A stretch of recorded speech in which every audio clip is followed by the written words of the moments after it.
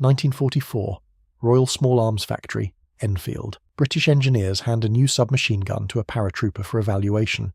He turns it over, feels the wooden stock, wraps his hand around the pistol grip and shoulders it like a Lee-Enfield. For the first time since 1941, a Sten gun feels like a weapon instead of plumbing. The Sten Mark V had arrived, and British airborne troops would carry nothing else into Normandy. To understand why this weapon mattered, you have to understand what came before it. After Dunkirk in 1940, Britain had almost nothing.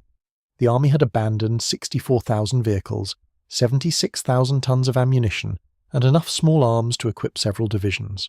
Submachine guns were so scarce that Britain was buying American Thompsons at $200 per gun. That is roughly $3,200 today. The country needed a weapon it could produce fast, cheap, and in enormous numbers. Major Reginald Shepherd of the Royal Arsenal Woolwich and Harold Turpin, senior draftsman at Enfield, designed the original Sten in 36 days at the Philco Radio Works in Perivale. The name came from their initials and the Enfield factory. S for Shepherd, T for Turpin, EN for Enfield. The Mark I appeared in 1941 with wooden furniture and a flash hider. The Mark II from August 1941 stripped all of that away. It was a tube, a spring, a bolt and a magazine. 47 parts, 5 to 6 man-hours of labour, a unit cost of roughly $11. Britain built over 2 million of them. Soldiers hated the way it looked. They called it the plumber's nightmare. The Woolworth gun, after the cheap dime store chain. The stench gun, a pun on its own name. A contemporary article in Popular Science described it as a hunk of pipe with a door spring in it. The contempt was not entirely cosmetic. The Mark II had a dangerous flaw. It fired from an open bolt with a fixed firing pin cut into the bolt face. The only safety was a notch that held the cocking handle when the bolt was pulled back. If the weapon was dropped or jolted hard enough, the bolt could jump forward, strip a round from the magazine and fire. Early production guns with soft bronze bolts made this worse because the sear contact wore down with use. British soldiers were killed by their own Stens before they ever met the enemy. The magazine made things worse. Every Sten used a 32-round double-column, single-feed box magazine copied from the German MP-28. The feed lips required a precise 8-degree angle to function. Dirt, rough handling, or loading all 32 rounds could deform the lips and cause stoppages. The most infamous failure happened on May 27, 1942 in Prague. SOE trained operative Josef Gabčík stepped in front of Reinhard Heydrich's open Mercedes and pulled the trigger of his Mark II. Nothing happened. The weapon jammed.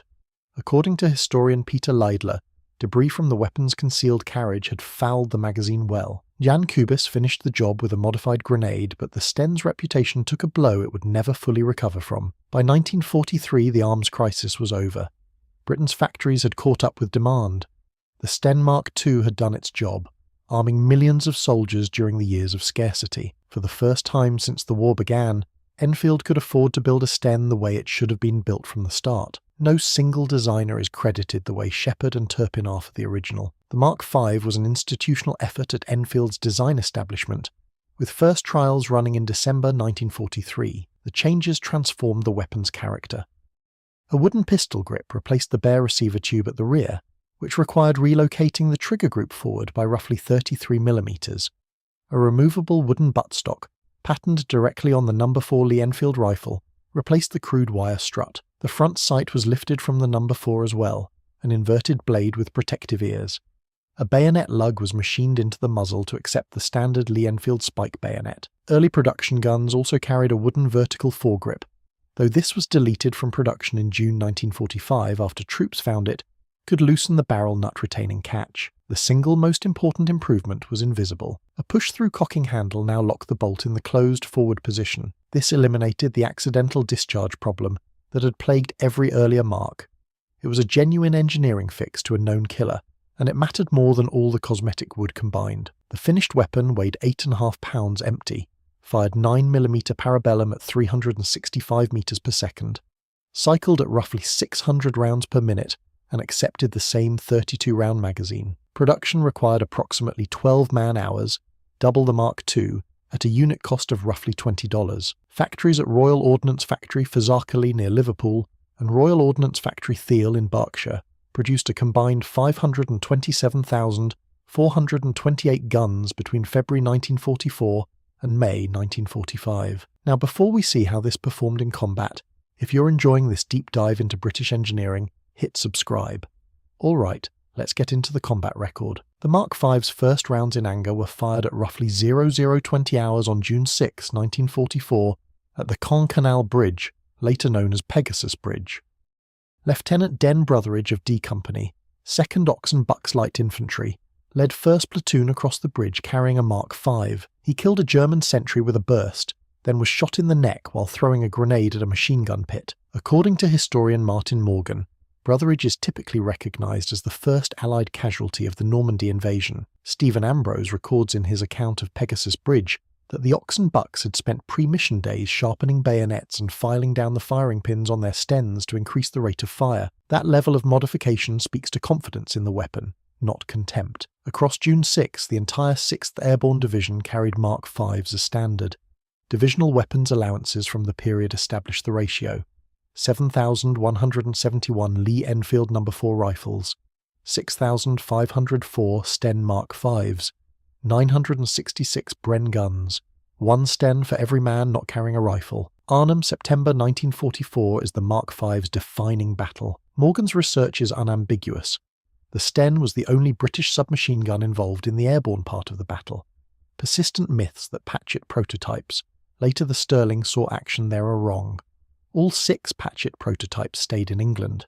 Every British and Polish paratrooper carrying a submachine gun at Oosterbeek or the Arnhem Road Bridge carried a Mark V. The Parachute Regiment's official assessment captures its value in that fight. Despite its drawbacks, the Sten proved effective, particularly in close-quarter fighting in Arnhem and in house-to-house combat, where it allowed for rapid fire to clear rooms. Colonel John Frost's 4-night defence of the bridge used rifles, Brens, PIATs, and Stens in combination.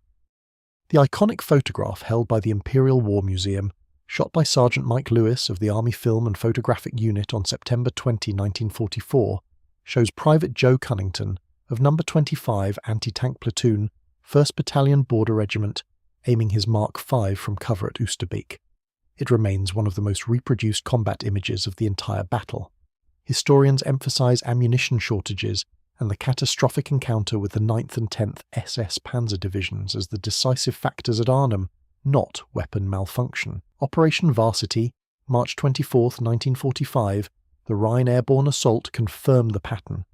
6th Airborne dropped with Mark V's fitted with No. 4 spike bayonets. Morgan documented a British paratrooper linking up with the American 513th Parachute Infantry Regiment, carrying a bayonet-fitted Mark V. The bayonet was not theoretical. It was fixed and ready. Sergeant Ted Eaglin of 8th Parachute Battalion recorded landing under fire, getting free from his harness and scuttling behind a tree. From that position he spotted 3 Germans and gave them a burst from his Sten. They disappeared. It was the kind of close-range, fast-reaction engagement the Mark V was built for. Against its contemporaries, the Mark V held its own. The German MP40 weighed 8 3/4 pounds loaded, virtually identical to the Mark V's 8.5. It had a longer barrel giving 400 meters per second muzzle velocity, compared to the Sten's 365. It also had a telescoping pneumatic buffer bolt that reduced felt recoil, and a folding stock useful for vehicle crews. The Mark V answered with a more rigid fixed wooden stock. Select fire capability the MP40 lacked entirely, and the bayonet lug. At roughly 57 Reichsmarks, the MP40 cost about the same as a Mark V, $20 against 22. The comparison was closer than most people assume. The American M1A1 Thompson weighed 10.5 pounds empty, nearly 2 pounds more than the Mark V, and cost $45, more than double. It fired the heavier .45 ACP cartridge at only 280 meters per second, delivering more stopping power at close range but a slower arcing trajectory. British commandos and early paratroopers preferred the Thompson through 1943, but weight, expense, and the convenience of 9mm ammunition, interchangeable with captured German stocks, drove the transition to the Mark V by D-Day. Legend has it that paratroopers flatly refused to jump with anything other than the Mark V. The story persists in collector circles and online forums. The truth is more measured. British airborne troops jumped with Mark IIs in North Africa, Sicily and Italy, without any documented refusal. What changed was availability, not ultimatum. Once the Mark V existed, airborne units received priority allocation, because Enfield had designed it with them in mind. The preference was real. The dramatic refusal was folklore. Veteran accounts from the period paint a more nuanced picture of the weapon than its reputation suggests. Don Hanscombe of the Thundersley Patrol of Britain's auxiliary units rated the Steen as more reliable than the Thompson. A paratrooper oral history held by the National Army Museum records Alan Lee's verdict. When you went into a village or went into a house, it was a reliable weapon. Experienced soldiers learned the tricks. Load 28 rounds instead of 32. Never grip the magazine as a handhold. Keep the feed lips clean and free of dents. The weapon got better over time, and so did the men who carried it. The Mark V served well beyond 1945. British paratroopers carried it in Palestine during the Malayan Emergency, in the Korean War, in Cyprus, and at Suez in 1956, where 3rd Parachute Battalion dropped on El Gamil Airfield, still armed with Mark Vs. The Sterling L2A3, designed by George Patchett at Sterling Armaments in Dagenham, finally replaced it after official adoption in 1953. Even then, the transition took years. Stens have been photographed in conflict zones as recently as the 2010s. The weapon's legacy extends beyond British service. The Mark VI, a suppressed variant combining the Mark V's wooden furniture with an integral silencer tube, saw use with SOE across occupied Europe and with Force 136 in the Far East. Only about 25,000 were built at Thiel, making it one of the rarer Sten variants. Meanwhile, SOE airdropped roughly 11,000 Mark IIs to the Polish Home Army. Danish resistance groups built 500 to 700 copies in bicycle shops and factory basements. The Haganah ran clandestine Sten production in Palestine, building roughly 16,000 guns at workshops hidden on kibbutzim, including one factory buried 13 feet directly below a British Army camp. Germany itself copied the design back as the MP3008 for the Volkssturm. The simplicity that made the Steen ugly also made it the most reproduced submachine gun of the 20th century.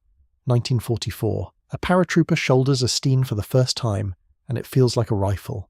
Not because British engineers reinvented the submachine gun. They didn't. The bolt, the spring, the barrel, the magazine, all of it was the same mechanism Shepard and Turpin sketched in 36 days at a radio factory. What Enfield did was finish what Dunkirk had interrupted. They built the Sten the way British weapons had always been built, from wood and steel to a standard a soldier could respect. The Mark V did not fix the magazine. It did not change the caliber. It did not redesign the action. It fixed the safety that was killing British soldiers, put a proper stock on the receiver, and gave paratroopers a weapon they were proud to carry into Normandy, Arnhem and across the Rhine. That was enough. British engineering under pressure does not always mean reinvention. Sometimes it means getting it right the second time.